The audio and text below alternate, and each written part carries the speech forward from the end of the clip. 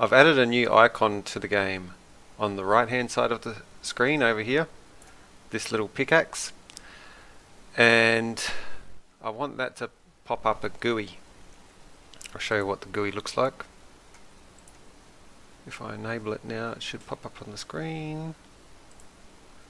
So nothing too fancy yet. So I copied a lot of the code that I use for the Game Pass shop GUIs, because they were the first GUIs that I ever made, and they look pretty, they don't look very special yet. So a lot of the code was copy pasted from them. The actual GUI window was copied from the welcome GUI, which doesn't want to show up. There we go. So if you have a look at the tool GUI, you can sort of see now it's a sort of a mishmash of those two.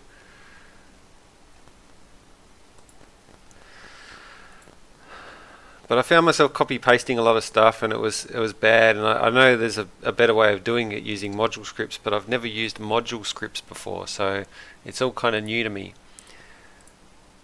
Now's the time to work it out though, because I've started to have a lot of these screens which are kind of like dialog boxes. So I've created myself a module script. I've called it Dialog Box Util, just to find out how to use module scripts. It lives over here in the starter GUI folder. And you can see, so this is the local script for my tool GUI. At the moment I haven't started using the module script yet. I'm going to have to find out how to do that. But you can see I've got this big to-do at the top of the screen here saying replace shop frame with dialog frame system, using module scripts to handle things like scaling. So that's what I want to work on,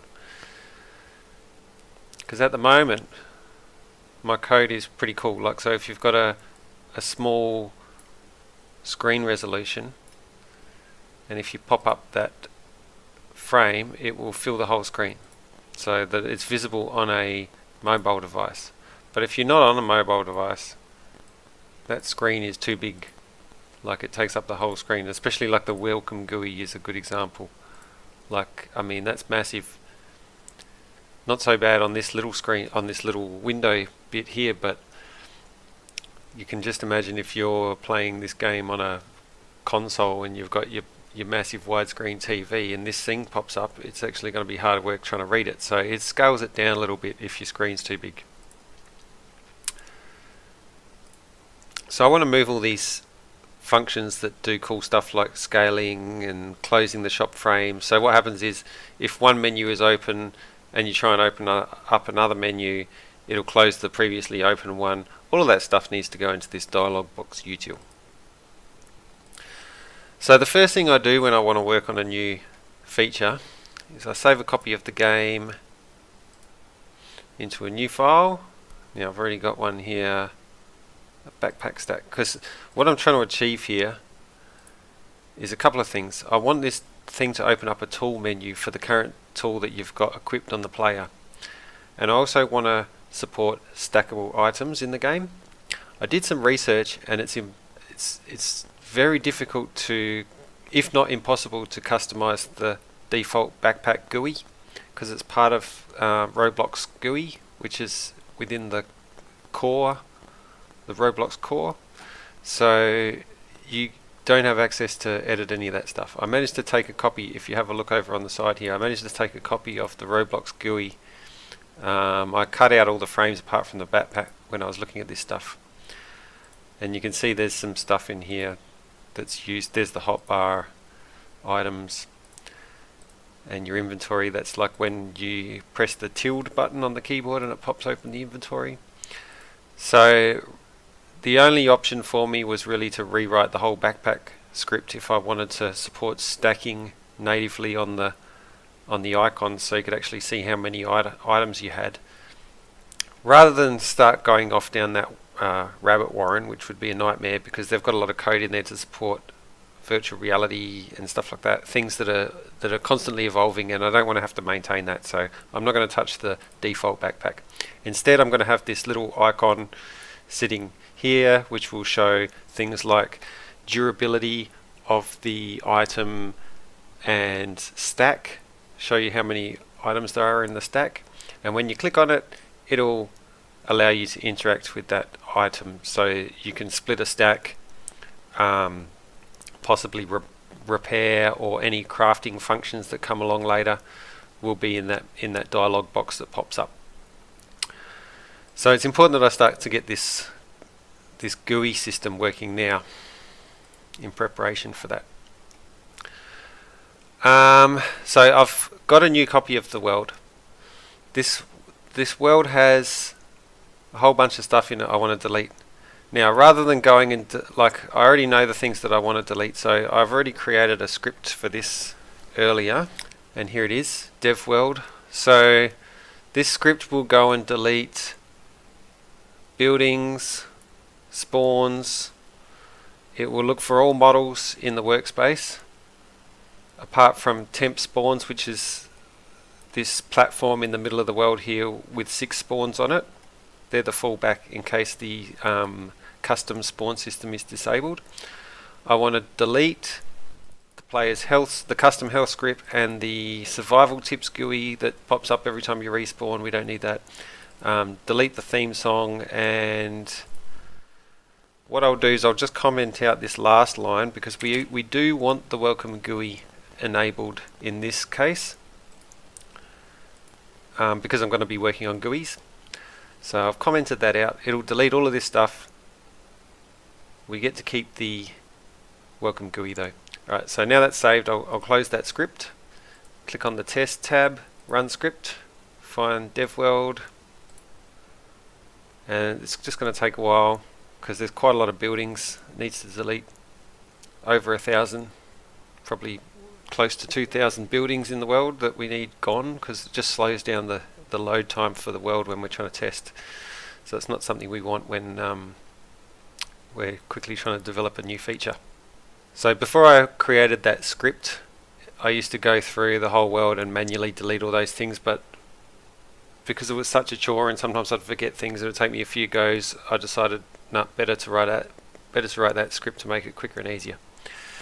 So as you can see, the buildings folder's gone, the spawns, all of those models are now gone. The little guys that were sitting over here are now gone from the middle of the map. Let's see how quickly it takes to test now. If I hit play, it should start up pretty quick, and I can talk a bit more about those GUIs I'm working on. There we are, straight away. So I'll hit the continue button. So you can see if I click on any of these buttons, the previous dialog disappears. Now these dialogues, when I click off to the edge, I don't have to click on the close shop button. I can just click off the edge a little bit. It's not perfect, so sort of a work in progress still, but it's better than what I've got for this screen, which has no close button, and I have to actually click on this button to close it again. So rather than redoing some of the stuff that I figured out how to do with these GUIs, I want to put it all in a module script so that the next time I create a GUI, I get access to all of those features straight away. Now, I've never used a module before, so I've got to figure out how to do that. When in my code, it looks like I just need to add something like this.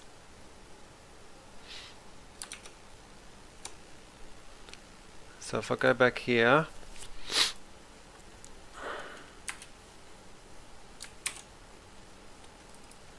now my module is called Dialog Box Util, so I'm just going to copy that. They seem to lowercase the first letter. Game, whoops, dot saragui dialog box util, and perhaps that's all I need. So what I'll do is I'll put it in the top of the toggle script. I'll go dialog box util dot hello world dot, oh look, it completed it for me. Brilliant. So every time that my tool GUI toggles on or off, it should print hello world from this module script. Let's see if that works.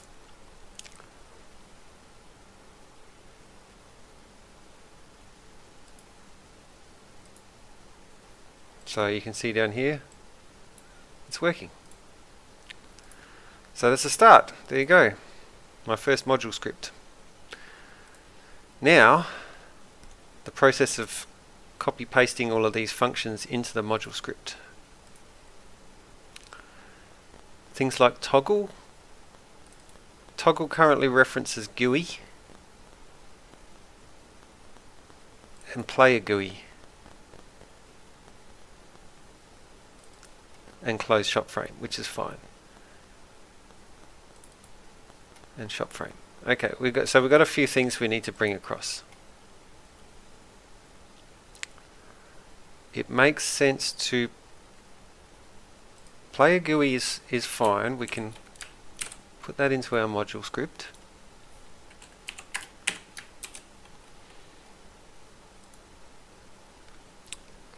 Now, shop frame can be derived from the GUI, as you can see here. But GUI should be passed as a parameter.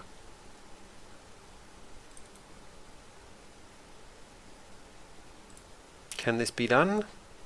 Let me think. Function toggle GUI.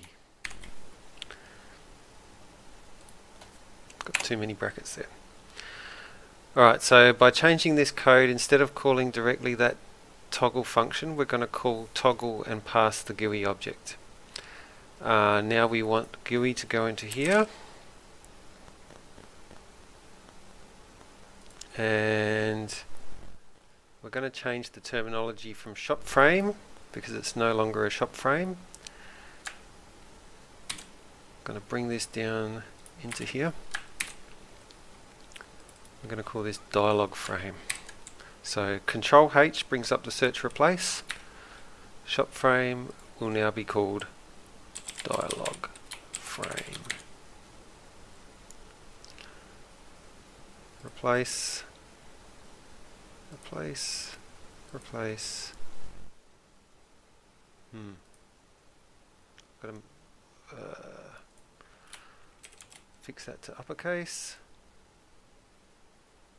Just make sure it's matching case for now. Replace, replace. Okay, so close dialog frame there, and we want to, I'll go into the tool GUI, I'll rename my shop frame to dialog frame.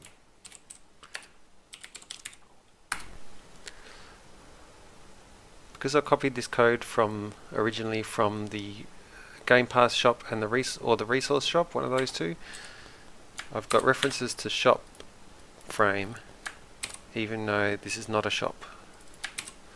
So I want to get rid of them. We're going to call them dialogues from now on, just so it makes more sense. Close dialog frame.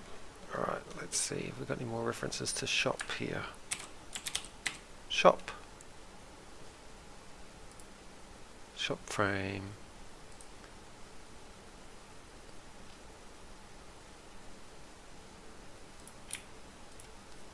Dialog frame. So this is called refactoring. It's important to do this, otherwise your code becomes very unreadable later on. If you just copy paste stuff out of context, things don't make sense anymore.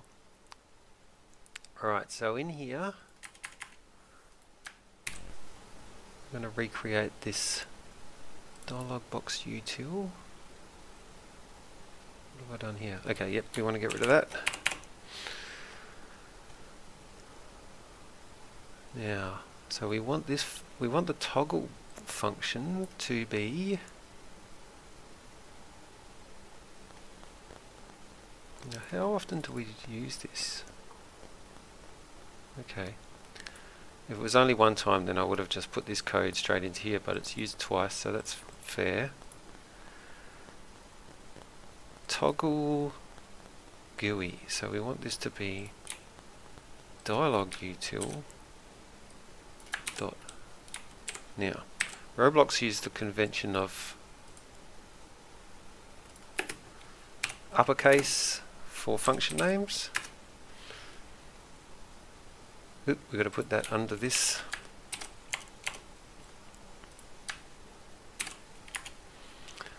One of the advantages of getting access to the Roblox GUI from the core, so this was just a copy that I made, is I can actually have a look at all the Roblox scripts in here. And so I had a look at the VR ones because they're probably the newest, and have a look at something like user GUI, doesn't matter, anything in there, and you can get an idea of what conventions are used by the Roblox team.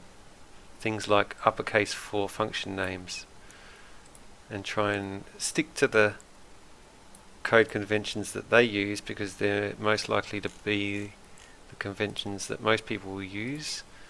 Just means that when you copy code examples and things like that, it's all consistent. Alright, so Dialogbox util now has a toggle function which accepts a GUI object. Now we get the dialog frame from that GUI object. If dialog frame is visible, then we close the dialog frame because we're just toggling it. Otherwise, it's not visible, so we want to go through the player's GUIs, player GUIs, and find all. So now we want to ignore. Oh, hang on, this is bad. This should be GUI. If G doesn't equal GUI, so G not equal to GUI, then close the dialog frame, because of course we don't want to close our own GUI, we only want to close everyone else's GUI. Then we want to make our GUI, our dialog frame visible. So this all looks good. Frame equals that, yep. Dialog frame, which we declared there. And the frame itself just becomes slowly more transparent. Oh, sorry, more visible. So we start out fully transparent, we become less transparent very quickly. It just gives it that fade in effect. And that's the end of that toggle function. So that all looks good to me. I can't see any bugs there yet, but we'll find out when we try and run it. We can get rid of this hello world function. That's it. So we've got a module script with a toggle function. Save that. Go back to our local script. Here's our toggle function. So instead of calling toggle, we want to call Dialogbox util dot toggle. And so you can see already it's simplified this code a lot. We've only got one page, and this is very zoomed in as well, so you can see it. One page of code now on this local script. So let's see if that works. We're going to save it, and I can't see any problems, so let's give it a go. Play.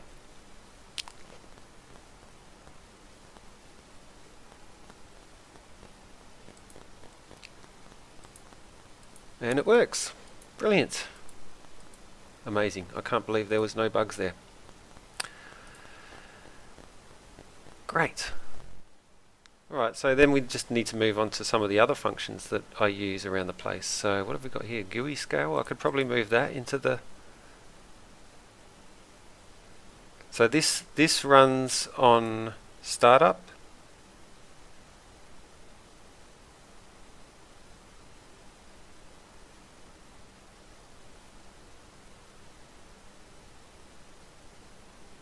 I could possibly put this whole thing into that module script.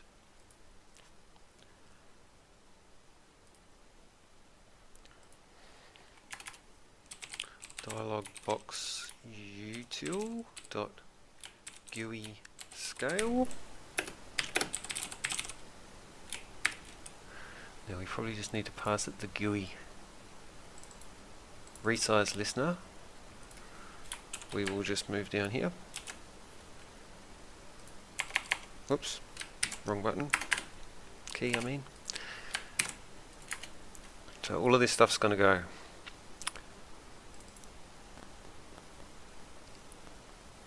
Now in fact I don't even need to use resize listener.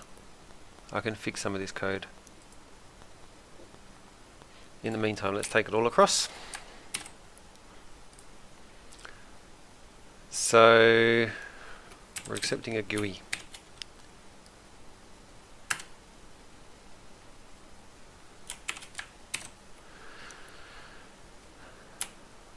Alright, so I just wrote this code last night to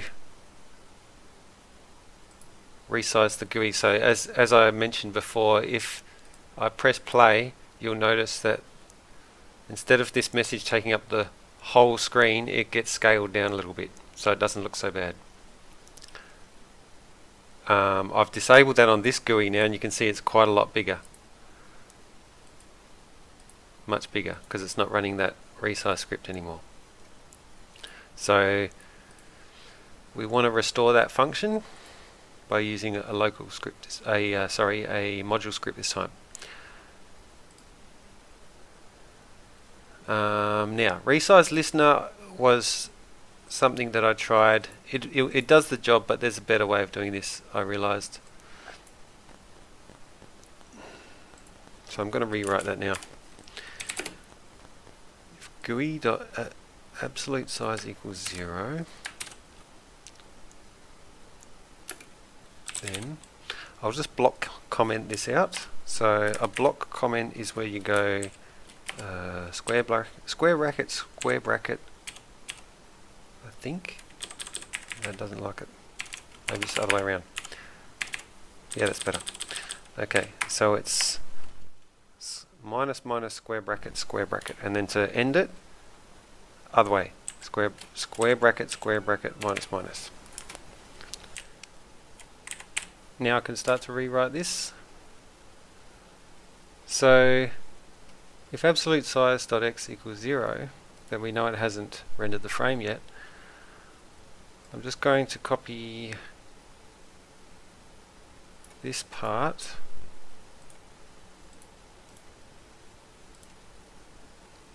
and call wait. That should work. So this will wait until the absolute size changes from 0.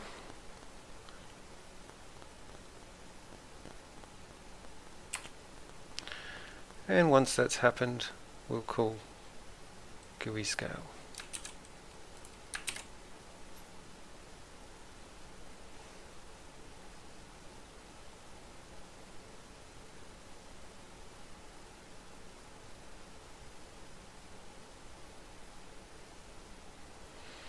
Alright, so we've got a suggestion to put a local in front of this, which we will do, and as mentioned before, functions should have uppercase.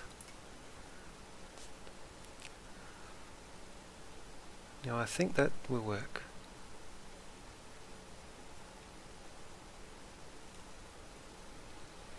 Let's save it.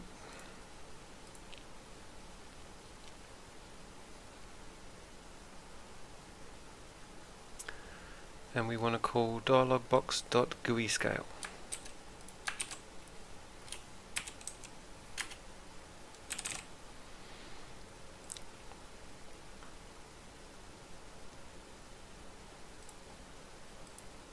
Alright, let's save that and see if it scales this time.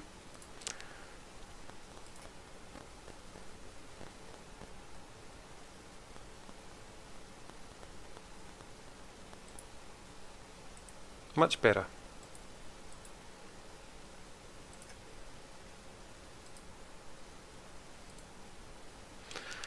So there you can see this is a lot shorter and easier to read. Do we even need the player GUI object? We don't anymore, so we can get rid of that.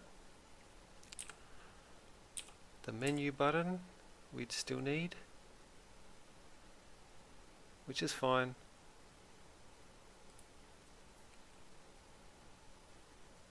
I'm feeling pretty good about this.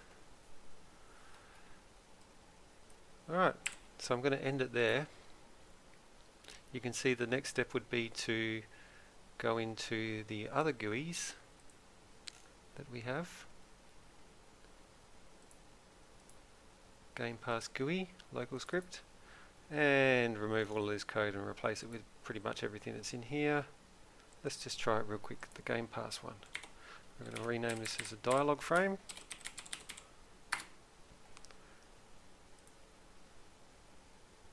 We've got a Robux button instead of a menu button. Let's just standardize it. Remember that it's called Robux button.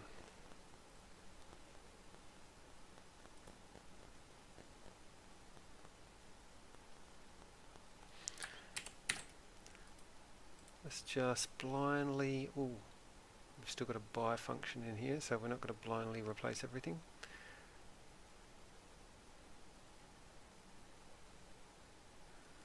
Okay, so everything from here to here, replace with this. I'm just going to comment that out because this dialog doesn't support scaling. Got the Robux button.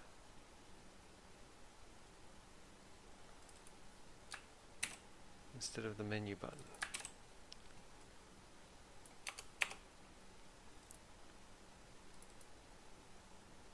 We don't need.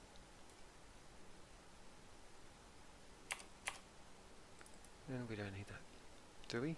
Ooh, shop frame. GUI dot dialog frame. Maybe we can add some functions to support this.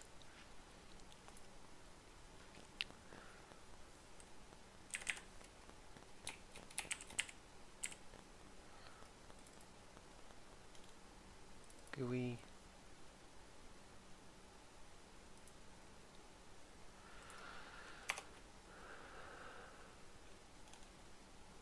save that. Run it.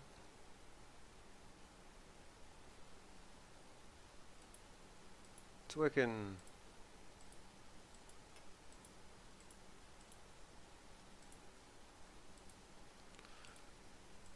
This one is no longer able to toggle this one anymore. These two are able to toggle each other because they've got the new naming convention of Dialog GUI.